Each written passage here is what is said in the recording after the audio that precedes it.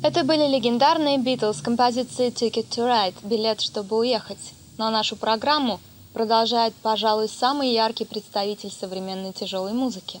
Его настоящее имя – Ким Бенедикт Петерсон, но всему миру он известен как Кинг Даймонд – бриллиантовый король. Датский рокер, убежденный последователь сатаны, Кинг Даймонд и сам не может вспомнить, как он придумал этот великолепно звучащий псевдоним.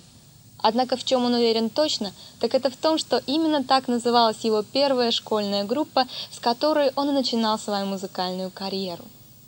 Надо сказать, что поначалу в этой группе Кинг Даймонд был только гитаристом, но однажды, прочитав в газете объявление о том, что начинающей датской рок-группе требуется вокалист, Кинг решил попробовать себя в новом амплуа, и, как выяснилось впоследствии, его попытка оказалась очень и очень успешной.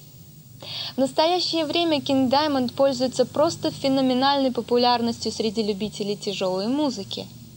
Пожалуй, одним из главных слагаемых его успеха является одновременно притягивающий и пугающий образ слуги дьявола.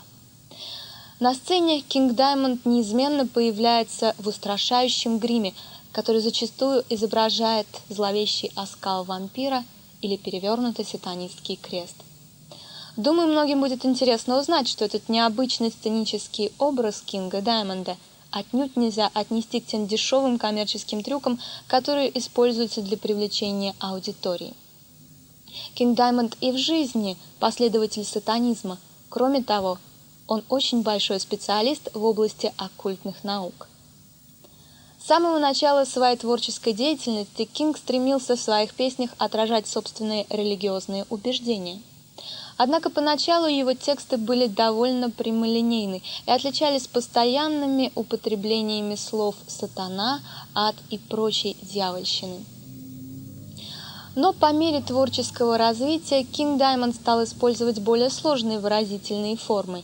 И сейчас его альбомы напоминают настоящие хэви-метал оперы с ярко выраженным зловещим сюжетом и несколькими смысловыми частями, которые, по сути дела, являются песнями, объединенными единым, как правило, очень жутким сюжетом.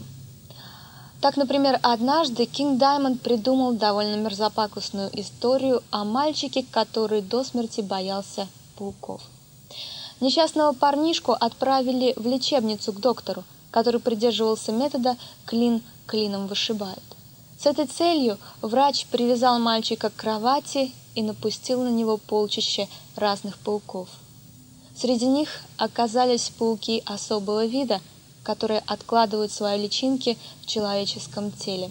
Думаю, что финал этой зловещей истории предугадать нетрудно. За все время своей творческой деятельности Кинг Даймонд работал в нескольких датских группах.